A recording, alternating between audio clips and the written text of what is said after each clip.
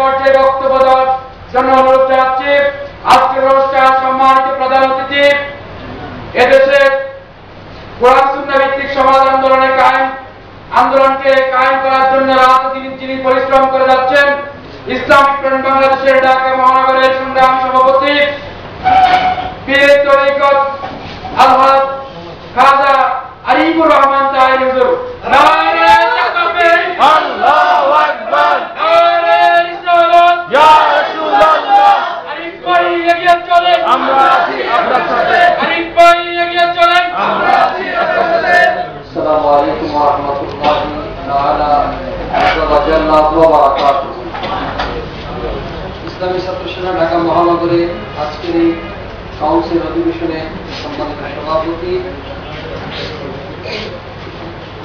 উপস্থিত, আজকের সম্মানিত অতিথিবৃন্দ, সময় খুবই অল্প, বিশেষ করে আবু সাইদ মোহাম্মদ শাফি তারা যা আমাদের এখানে উপস্থিত অত্যন্ত জ্বালাময় বক্তব্য রাখলেন। অ্যাডভোকেট শহীদুল আলম রেজভী এককালের প্রবল ছাত্র নেতা এবং হযরতুল আল্লামা মওলানা রফিকুল ইসলাম হিলালি সাহেব এবং হযরতুল আল্লামা অধ্যক্ষ আল্লামা রফিকুল ইসলাম সাহেব এবং আল্লামা আরিফুল্লাহ সাহেব এবং বিশেষ করে আল্লামা সৈয়দ নেইমুল ইসলাম বারাকাতি সাহেব এবং মনিরুল হোসেন সহ অন্যান্যরা। আমি লম্বা আলোচনা করবো না, আসরের বাক্য শেষ পর্যায়ে মাগরিব প্রায় কাছাকাছি। আমার প্রথম কথা হচ্ছে, আজকে একটি জাতির সবচেয়ে বড় শক্তি বা প্রেরণা হচ্ছে ছাত্ররা। সেই ছাত্রদের মধ্যে একটি অহিংস ছাত্র রাজনীতির মডেল হচ্ছে ইসলামী ছাত্র সেনা। আল্লাহ পাকের দরবারে কোটি কোটি শুকরিয়া এই জন্য বলতে হয় যে ছাত্র সংগঠনগুলো পেপার পত্রিকা দেখে ক্ষমতাসীন দল বা ক্ষমতায় যারা নেই তারাও মামলা আছে, যে কোনো জায়গায় তারা সন্ত্রাস রাহাজানির মামলায় গ্রেফতার। আলহামদুলিল্লাহ আমাদের মাঝে এইমাত্র অ্যাডভোকেট জাহির আলম চৌধুরী সাহেব উপস্থিত হয়েছেন। আমি খুব অল্প করে কথাটা শেষ করে দিয়ে আমি ছেড়ে দিব। ব্যস্ততার ভেতরেও আল্লাহ হাজির করেছেন। আজকে সবচেয়ে বড় গর্ব করার বিষয় যে আমাদের ছাত্র সেনার কোন ছেলেদের বিরুদ্ধে কোন মামলা, এটা বাংলাদেশের কোন রাজনৈতিক দল দেখাতে পারবে কিনা আমার বিশ্বাস কেউ দেখাতে পারবে। এটি হচ্ছে আমাদের সবচেয়ে বড় বিজয়। কারণ আজকে আমরা যে সন্ত্রাস এবং বোমাবাজি জঙ্গিবাদ এগুলোর সাথে সম্পৃক্ত না, তার একটা বাস্তব প্রমাণ হচ্ছে।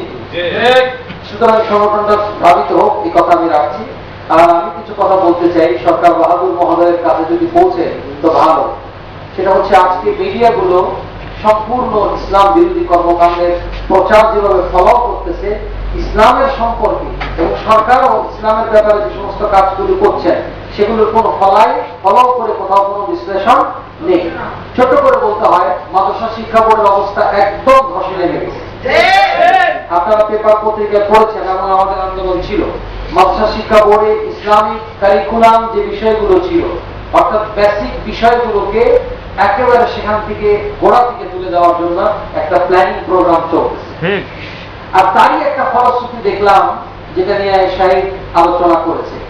সেটা হলো নারায়ণগঞ্জের শিক্ষক শ্যামল কান্তি, তিনি কান ধরে উদ্বোস করানো হলো, এটা নিয়ে পুরো মিডিয়া তোলপাড় হয়ে গেল। কিন্তু কি কারণে করা হলো এটার একটা শব্দ আসলো না।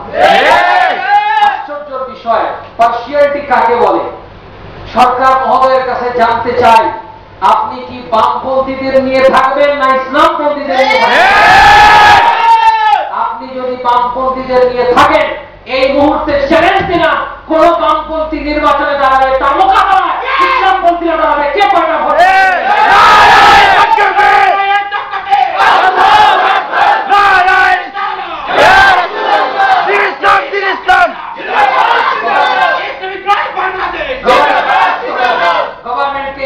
সজাগ থাকতে হবে।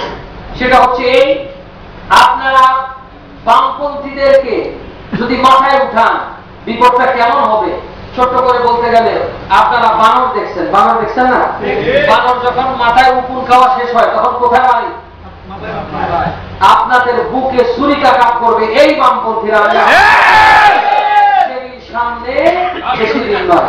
আজকে যারা বঙ্গবন্ধুর আদর্শের কথা বলেন, যারা বলছে বঙ্গবন্ধুর চামড়া দিয়ে টুকটুকি বাজাবে, আজকে বঙ্গবন্ধুর কন্যার কাছে এত প্রিয় কি করে হলো এটা আল্লাহই ভালো জানে।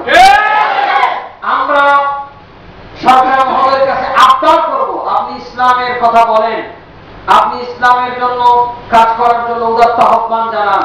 তার ফলশ্রুতিতে আমরা একটা দেখেছি যে রাষ্ট্র ধর্মের ব্যাপারে সরাসরি কথা বলেছে।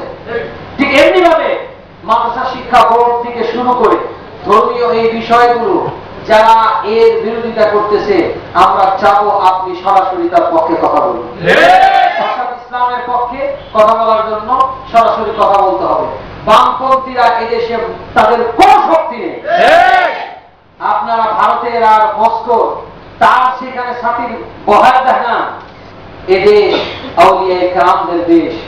আউলিয়া কেরামের স্পিরিচুয়াল ক্ষমতার কথা শুনেছেন, বাস্তব দেখবেন, কারণ ইসলামকে রক্ষা করার জন্য আউলিয়া কেরাম জান মালকে কোরবানি করে এসেছে। আমার তো এই কথাটুকু আমি জানি না আগামীকালকে আমাদের এই নিউজ কয়টা পত্রিকা কভার করবে, কিন্তু বামপন্থীদের এর থেকে ক্ষুদ্র সমাবেশ হলে, এর থেকে বেশি কম লোক আমাদের থেকেও কম হলে নিউজে খুব ভালো কভারেজ যারা করেন তাদের কাছে আবদার থাকবে, আপনি কি সত্যিকার আপনার নাম মুসলমান কিন্তু কাজ তো মুসলমানের না, কি জবাব দিবেন কিয়ামতের ময়দানে সেটা আল্লাহর কাছে আপনি চিন্তা করবেন। আজকে আমাদের কমিউনিটিকে এই চিন্তাধারার ভিতরে আনতে হবে, আমাদের পরিবার পরিজনকে, আমাদের ছাত্রদেরকে, সকলকে।